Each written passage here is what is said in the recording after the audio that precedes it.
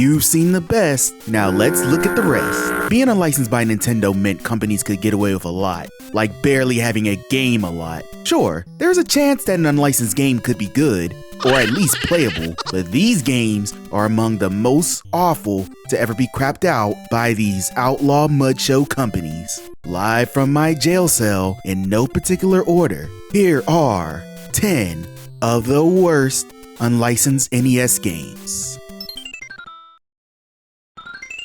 So let's get this repeat stinker out of the way, since it's probably the most famous example of an unlicensed game on the console. Action 52 was released on the NES in 1990 by Active Enterprises. A complete compilation of games you wouldn't want to play on your best days, Action 52 was marketed as a complete steal. 52 games for almost $4 each, totaling up to nearly $200. That would be a steal if the games were competent, but no, they were all either broken, non-responsive, or just non-fun. Each game fell within a few standard archetypes, such as the vertical and horizontal shooter and platformer. It doesn't do them right, by the way. I would like to say that there was at least one game that can stood out and redeem itself from the rest, but there really wasn't. Even Cheetah Min, which Active Enterprises wanted to spin off as its own media franchise, was a buggy, broken mess. This is bad enough to warrant another place on the list, but hang tight, cause it can get even worse.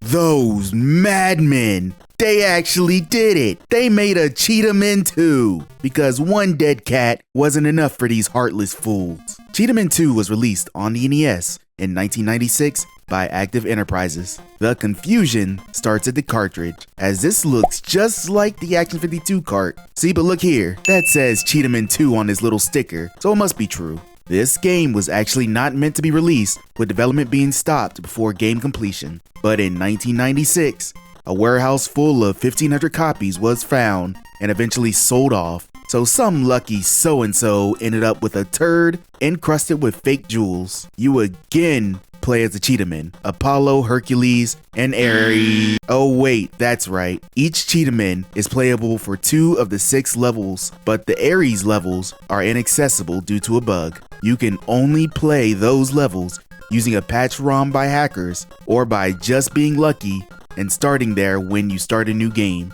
Although, you aren't missing anything by not playing these, as it's the same format as Cheetah Min 1, with the broken platforming, inability to hit anything lower than you even though most enemies are on the ground, and the boss subhuman monsters just being all around pains to deal with. If one dead cheetah wasn't enough to deal with, now you have 2 to funk up whatever room you're in. Master Chu and the Drunkard Who was released for the NES in 1996 by Joy Van and Color Dreams. Color Dreams might not sound familiar now, but I have an interesting story about them later. You play as Master Chu, a warrior who is fighting against the Hindu god Shiva, who has cursed his village. Along with him in 2-player mode is the Drunkard who after getting his ass handed to him by Shiva, resorted to drinking apparently, though that doesn't affect gameplay in the slightest. You go around each of the 10 levels, shooting power balls at everything, hoping to uncover all 8 symbols of harmony, which are represented by these red and white yin-yangs that only appear when a correct piece of the background is hit by a projectile. After finding its symbol, you fight a boss at the end of the level and repeat. Now, finding the symbols isn't the worst part. No, that's the gameplay, and in particular, the bugs. Oh, the bugs. One button shoots and the other is supposed to parry projectiles, but guess what doesn't work? If getting lit up by projectiles is any indication, you'd realize that that button is pretty useless. And that's a lot of the game really. On top of not working correctly, it's also not very fun. Once you realize what you are doing, every level devolves into shooting everywhere and hoping the symbols or good power-ups show up. Sometimes you can be shooting exactly where something should show up and it just won't for some reason, but walk off screen and come back to try again, and there it is. Boss fights aren't interesting either, with a lot of repeat bosses not switching things up tactics-wise. This game doesn't really produce anything really. Even if the game worked 100%, you'd much rather be wanting to play something else. You guys know the story of Little Red Riding Hood, right?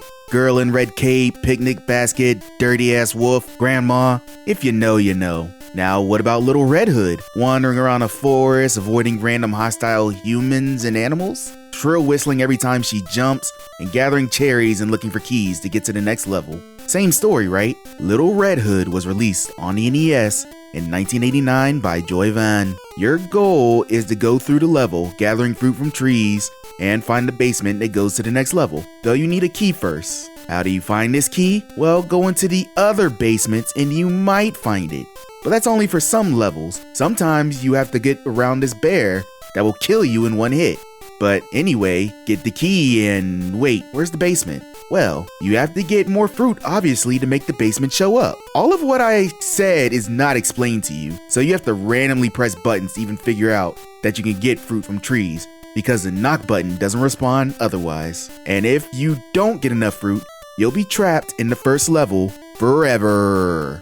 This game is frustrating, broken, and not worth playing for very long, which is what I should have realized before I spent an embarrassingly amount of time trying to figure out how to progress. Because even once you do, your reward is playing more Little Red Hood. I'll just go ahead and pass. Dudes with Attitude was released for the NES in 1990 by American Video Entertainment. This game is an action puzzler, I think. I say that because despite being named Dudes with Attitude, nothing indicates in gameplay that this would be represented. I guess because the playable characters are various smiley faces with glasses? Are these the dudes with attitude? What pissed them off so? Is it because their game is pretty crap? The goal of each level is to eliminate each of the jewels and make it to the exit of each level. The jewels themselves are different colors and can only be broken with a smiley face of the same color. Now, how do you change colors? Well, the dudes can only move from side to side themselves, with the player adjusting their vertical position. But the dudes must collide with the different paint cans that change color and break the jewels and blocks of the same color. In further levels, you have obstacles and enemies to avoid, but that's essentially the gist of the game. Now, does this sound like a game called Dudes with Attitude? You'd probably expect more likely a beat 'em up like Bad Dudes. Instead, you get a bland, boring puzzle game that is more frustrating than enjoyable. The puzzle aspect isn't even deep. You just bounce around hoping that one bad angle won't cause you to lose minutes of progress because you fell headfirst into a buzzsaw on accident. Tetris, this is not. Now, I've never liked the original Troll Dolls. Give or take, I enjoy the modern designs a lot better. I just always thought they were creepy and for good reason. Look at this thing's eyes. There's no life there. Games starring these hellions were never really good either, and this is no exception. Trolls on Treasure Island was released on the NES in 1992 by American Video Entertainment. And wait a minute, this is just Dudes with Attitude with a troll facelift. Like it's literally the same concept game, only you get trolls and weird troll faces. To be fair, you get new, easier puzzles because trolls, I guess, in different maps to differentiate itself. But if you're bored with Dudes with Attitude, yeah, just go ahead and skip this, it's not worth it.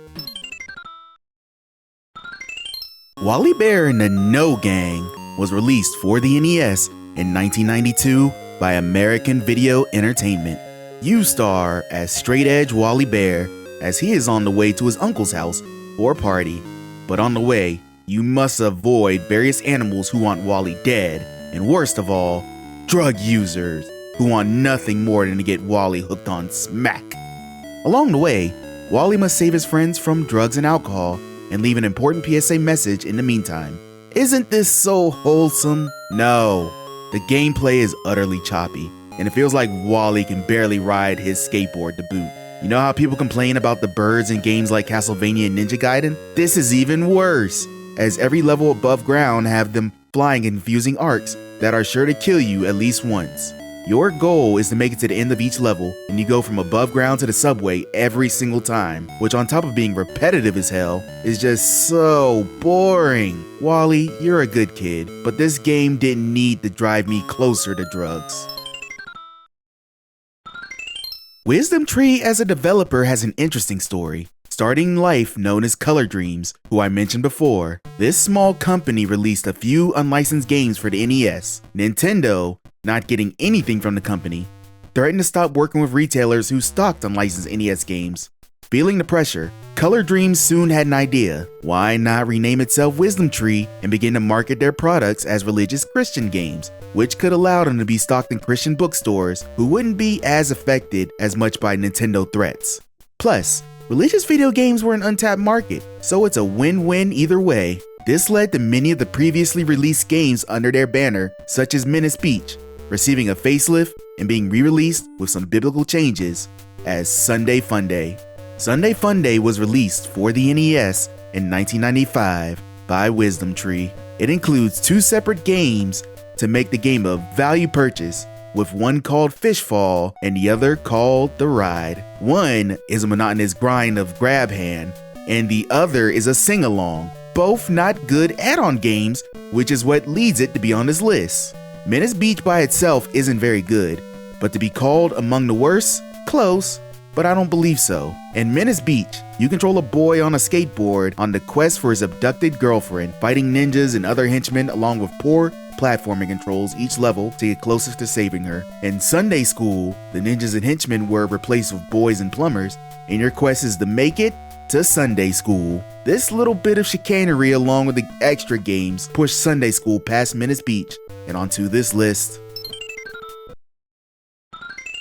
Bible Buffet was released for the NES in 1993 by Wisdom Tree. Now, you see the name Bible Buffet and immediately think, is this an educational game, eating game, Bible action FPS? No, silly. It's an overarching board game which leads to short action levels similar in look to a combined Legend of Zelda and Bomberman style game. The ultimate goal is to spin the wheel and make your way to the end of the board. But the goal for each action level is to find the exit to lead back to the board game. Action stages are based upon what section of the board game map you're on, and you're allowed to bring things you may have won from the board game already, including most prominently keys. What you aren't prepared for are the religious quizzes that you cannot answer because the questions aren't included in the game, just the answer sheet. The questions themselves can be found as part of an instruction booklet sold with the original game, so good fucking luck finding them to play this obscure, boring game. Did I say boring?